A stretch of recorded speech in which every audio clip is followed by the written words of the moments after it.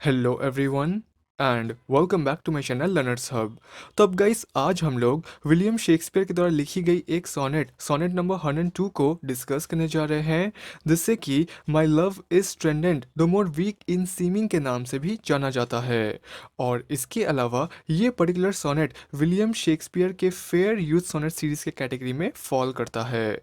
तो अब देखिए इस सोनेट को एक्चुअली इसे ईयर 1590s के डेकेड में या उस दशक में लिखा गया, और फिर ईयर 1609 में जाकर इस सोनेट को विलियम शेक्सपियर के बाकी सोनेट्स के साथ इसे कंबाइन करके पब्लिश किया गया। फिर इस सोनेट का दूसरा इंपॉर्टेंट फैक्ट ये है कि ये पर्टिकुलर सोनेट यानी सोनेट नंबर 102 एक छोटे से कंटिन्यूएशन सीरीज का हिस्सा है ऑफ सोनेट नंबर 100, 101 एंड 103। तो ये इन तीनों सोनेट्स के बीच का एक हिस्सा है, जिसमें कि पोएट विलियम शेक्सपियर वो अपने साइलेंस के लिए, अपने चुप्पी के लिए वो एक रीज़न देते हैं या एक एक्सक्यूज़ प्रोवाइड करते हैं कि आखिर क्यों पोएट पहले तो वो अपने फ्रेंड के लिए इतनी अच्छी अच्छी बातें कहा करते थे, वो हर वक्त उसकी तारीफ किया करते थे, बट अब अभी ऐसा क्या हो गया कि वो अब साइलेंट रहने लगे हैं और वो इतनी तारीफें नहीं करते हैं। तो अब इन्हीं बातों का जवाब देने के लिए पोएट इस सोनेट में वो अपने रीजंस प्रोवाइड करते हैं या कुछ एक्सक्यूजेस देते हैं। और इन सब के अलावा इस सोनेट का थर्ड इंपॉर्टेंट फैक्ट ये है कि पोएट विलियम शेक्सपियर का अपने फ्रेंड के साथ आखिर किस तरह का रिलेशन था। तो ये एक काफ़ी कंट्रोवर्शियल या कंफ्यूजिंग क्वेश्चन है, क्योंकि इसके बारे में किसी को भी ठीक से कोई आइडिया नहीं है कि आखिर उनके बीच का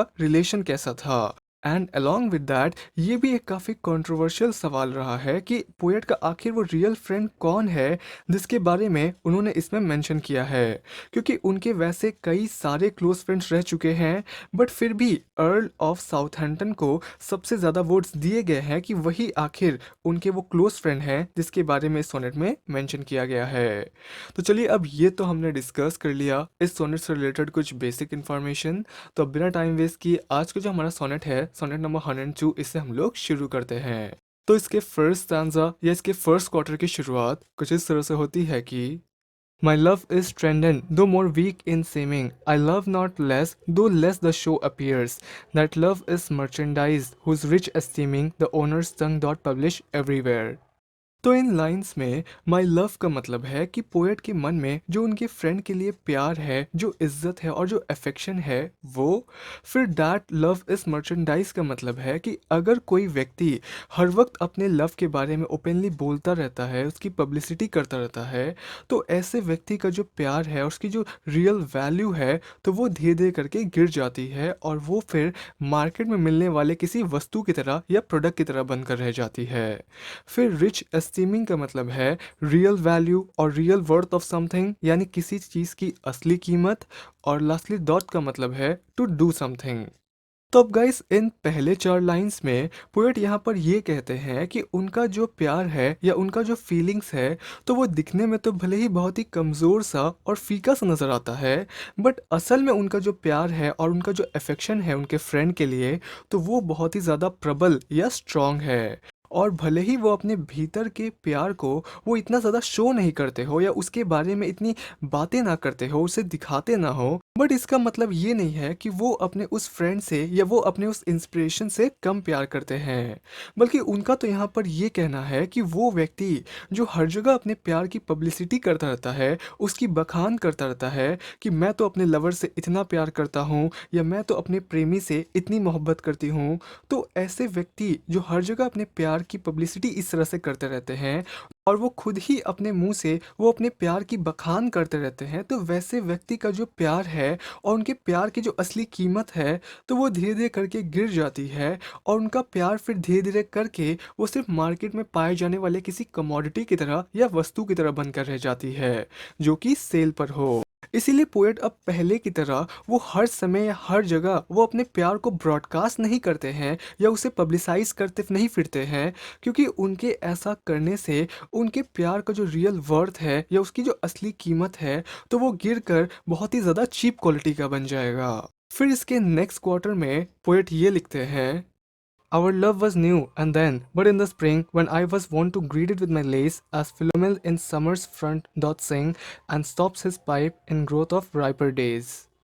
तो इन लाइंस में I was want to greeted का मतलब है कि पहले पोएट को अक्सर ये हैबिट थी कि वो हर समय अपने लव को या अपने प्यार को वो उसे सेलिब्रेट किया करते थे, उसे वेलकम किया करते थे। फिर विथ माई लेस का मतलब है विथ माई पोएट्रीज और विथ माई सॉन्ग्स, यानी पहले पोएट अपने स्वीट राइमिंग पोएट्रीज के थ्रू वो अपने लव को स्प्रिंग के टाइम में सेलिब्रेट किया करते थे। फिर फिलोमेल जो यहाँ पर वर्ड है तो ये नाइटेंगल बर्ड या नाइटेंगल पक्षी का एक क्लासिकल नेम है। फिर समर्स फ्रंट का मतलब है स्प्रिंग टाइम या गर्मियों के बस शुरुआती दौर का समय, जब गर्मियां बस शुरू हुई होती हैं। फिर स्टॉप्स हिज पाइप का मतलब है हिज स्टॉप्स हिज सिंगिंग, यानी पोएट भी अब उस नाइटिंगेल बर्ड की तरह वो भी एक समय के बाद वो गाना गाना बंद कर देते हैं या वो अपने लव सॉन्ग्स को या लव पोइट्रीज को लिखना बंद कर देते हैं और वो भी एक समय के बाद उस नाइटिंगेल बर्ड की तरह रुक जाते हैं। और लास्टली राइपर डेज का मतलब है letter period of summer season, यानी गर्मियों के सीजन का वो आखिरी दौर जब सभी तरह के पक्षी पेड़ों के टहनियों पर आकर अपना डेरा जमा लेते हैं। तो अब गाइस इस सेकेंड क्वार्टर में पोएट बस सिंपली हमसे ये कहते हैं कि जिस तरह से एक नाइटेंगल बर्ड या एक नाइटेंगल पक्षी समर सीजन के स्टार्टिंग में या स्प्रिंग सीजन के शुरुआती दौर में वो पेड़ों के टहनियों पर बैठकर गाना गाती है, तो ठीक उसी तरह से पोएट का भी जब प्यार नया नया सा था स्प्रिंग सीजन की तरह, तो उस समय वो भी उस नाइटेंगल बर्ड की तरह वो अपने प्यार के लिए सुरीले गीत गाया करते थे, उसके लिए पोइट्री लिखा करते थे और उसे सेलिब्रेट किया करते थे। और ये चीज़ उनकी एक हैबिट सी बन गई थी इस चीज़ को सेलिब्रेट करने की। बट फिर जैसे जैसे समय बीतता है और समर सीजन अपने आखिरी चरण पर या अपने आखिरी स्टेज पर पहुंचने वाला होता है और बस ख़त्म ही होने वाला होता है, तो तब जाकर वो नाइटेंगल बर्ड भी फिर अपने उस सुरीले गीत को गाना बंद कर देती है। तो ठीक उसी तरह से पोएट भी पहले तो अपने प्यार के शुरुआती दौर में वो उसे खूब सेलिब्रेट करते हैं, उसे ग्रीट करते हैं, बट फिर जैसे जैसे समय बीतता जाता है तो वो भी फिर अपने प्यार के लिए उन तारीफ़ों को और उन लव सोनेट्स को या पोइट्रीज़ को लिखना थोड़ा कम कर देते हैं या काफ़ी हद तक ख़त्म कर देते हैं, क्योंकि हर समय अपने प्यार की बड़ाई करते रहने से या उसकी बखान करते रहने से उसकी जो वैल्यू है लवर के नज़रों में वो काफ़ी कम हो जाती है या गिर जाती है। फिर इसके थर्ड क्वार्टर में पोएट ये लिखते हैं Not that the summer is less pleasant now than when her mournful hymn did hush the night, but the wild music burden every bough, and sweet groans common lose their delights. तो इन lines में मॉर्नफुल him का मतलब है मॉर्नफुल songs, यानी वो दुख भरे गीत या गाने जो कि वो नाइटेंगल बर्ड पेड़ों के टहनियों पर बैठकर वो रात के समय बिल्कुल साइलेंस में या सन्नाटे में गाया करती थी। फिर हश ऑफ द नाइट का मतलब है साइलेंस ऑफ द नाइट, यानी रात के बिल्कुल सन्नाटे का समय। फिर बर्डन्स का मतलब है लोड ऑफ समथिंग और टू फिल समथिंग। और लास्टली बाव का मतलब है पेड़ों की टहनियाँ। तो अब गाइस इस फाइनल क्वार्टर में पोएट अब हमें उन रीजंस के बारे में बताते हैं कि आखिर क्यों अब वो इतने चुप से रहने लगे हैं, आखिर क्यों वो अब अपने प्यार के उन गीत को उतना नहीं गाते हैं और वो उन सोनेट्स को उतना नहीं लिखते हैं। तो पोएट का यहाँ पर ये कहना है कि ऐसा नहीं है कि अभी का समर टाइम लेस प्लीजेंट है या लेस चार्मिंग है पहले के मुकाबले, जब वो नाइटेंगल बर्ड समर टाइम की स्टार्टिंग में वो रात के सन्नाटे में वो दुख भरे अपने गीत गाया करती थी। तो ऐसा बिल्कुल नहीं है कि अभी का समय पहले के मुकाबले लेस प्लीजिंग था या लेस चार्मिंग था, बल्कि पोएट का तो यहाँ पर ये कहना है कि जब समर टाइम अपने लास्ट स्टेज पर होता है, अपने चरम सीमा पर होता है, तो उस समय जंगल के सभी तरह के पक्षी वो अपने वाइल्ड म्यूजिक से या अपने शोर से वो जंगल के हर कोने को या हर टहनियों को वो अपने आवाज़ से भर देती हैं, जिसकी वजह से फिर इतना ज़्यादा म्यूजिक हो जाता है कि वो सभी चीज़ें फिर काफ़ी कॉमन सी लगने लगती हैं या आम सी लगने लगती हैं और उसकी जो वैल्यू है तो वो भी फिर काफ़ी गिर जाती है या कम हो जाती है। इसीलिए पोएट को वो नाइटिंगेल बर्ड काफ़ी ज़्यादा पसंद है, क्योंकि वो भी उसकी तरह एक समय के बाद वो अपने उस नॉन स्टॉप गाने को काफ़ी कम कर देते हैं, वरना उसके नॉन स्टॉप ऐसे चलते रहने से लोग उससे बोर हो जाएंगे और उनके लवर का जो इंटरेस्ट है उसमें वो भी ख़त्म हो जाएगा। इसलिए पोएट एक समय के बाद वो अपने लव पोइट्रीज़ को लिखना काफ़ी कम कर देते हैं, वरना उनके लवर के नज़रों में जो उसकी वैल्यू है वो ओवर रिपीटेशन की वजह से ख़त्म हो जाएगी।